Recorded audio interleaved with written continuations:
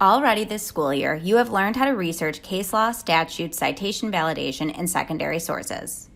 This video will teach you how to conduct legislative history research. Legislative history research is an important step in the process of statutory research, which is frequently conducted to determine the meaning of a term in a statute if the statute is ambiguous, or to identify congressional intent or the purpose of a statutory scheme. As you know, a bill becomes a law through a specific legislative process. First, there is the birth of the issue, or the idea for a new bill or amendment. Next, a committee is assigned to study the bill, and if released, it will go to the floor for consideration. Next, the House and Senate committees hear testimony on the proposed legislation and hold debates for or against proposed bills and amendments. A simple majority passes the bill. Then, the House and the Senate committee members work out differences between the House and Senate versions of the bill, and a revised bill is sent back to both houses for final approval. The bill becomes a public law after approval in both the House and the Senate, and after it is signed into law by the President. Finally, the public law is codified or placed into various sections of the code. Legislative history is any document that is generated through this process. So, to conduct legislative history research, you start with the statute, then work backward through the legislative process, gathering relevant documents from the United States Code, public laws, bill texts, and the congressional record. Or you can often find compilations of legislative histories already completed for you in sources such as bill tracking reports and legislative histories. Legislative history research is one of the more difficult research assignments that you will ever receive. Remember, it's always best to search secondary sources first. You may be able to find a great law review article that has a discussion of the pertinent legislative history, so start there. To make legislative history research as easy as possible, this video will break down the research into 3 steps. First, we'll retrieve the statute in question and link to the public law. Then, from the public law, link to the bill tracking report and/or the CIS legislative history document, and finally, run a search to find any additional legislative history sources. Let's walk through these steps using the Video Privacy Protection Act. As you know, you can retrieve the statute by citation, name of the act, or subject matter. The quickest option is to use the citation, so let's type it in here, 18 U.S.C. 2701. To conduct our legislative history research, we found the statute in question, and now we need to find the public law. Use the Go-To menu at the top of the page to quickly jump to the history segment of the statute. Here you will find links to the public law citations. The first link is to the public law as it was enacted.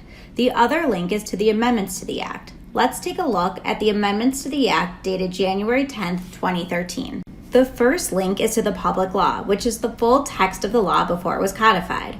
Viewing the public law allows you to read the act as a whole, before it was split into different sections, chapters, and titles of the U.S. Code. This public law document also provides links to sources you will use for conducting legislative history research. The second document is the U.S. Statutes at Large citation, which is the official compilation of federal session laws.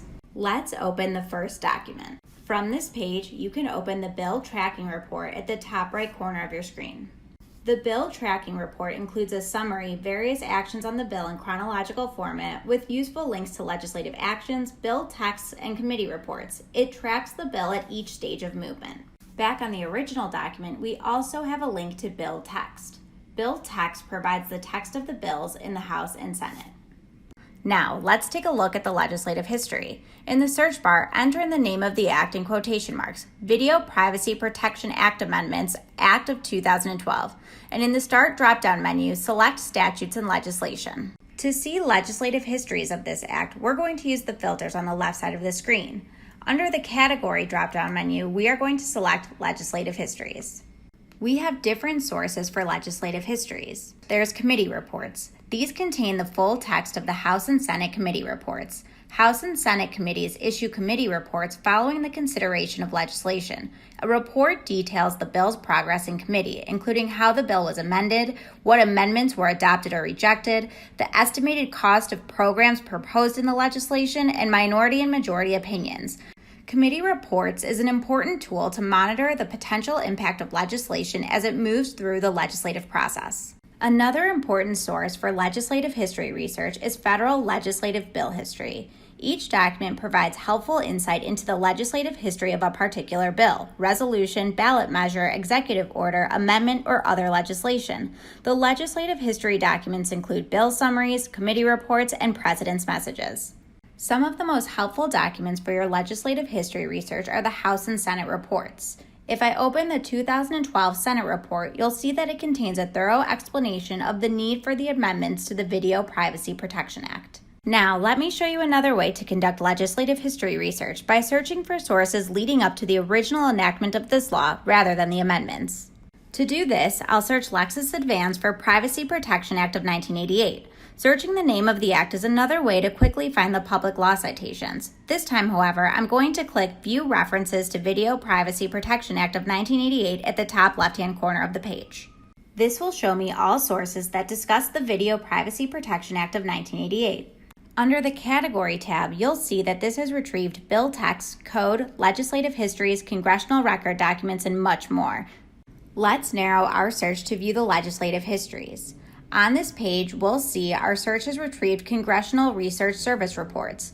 The CRS works exclusively for the United States Congress. CRS reports provide nonpartisan policy and legal analysis to committees and members of both the House and Senate, usually in advance of legislative activity. The reports serve as an early warning system about potential changes on the legislative and eventually regulatory landscape. Use the documents that we've covered today to complete your legislative history research. You now know how to conduct legislative history research on Lexis Advance. Today, we've retrieved the statute in question and linked to the public law.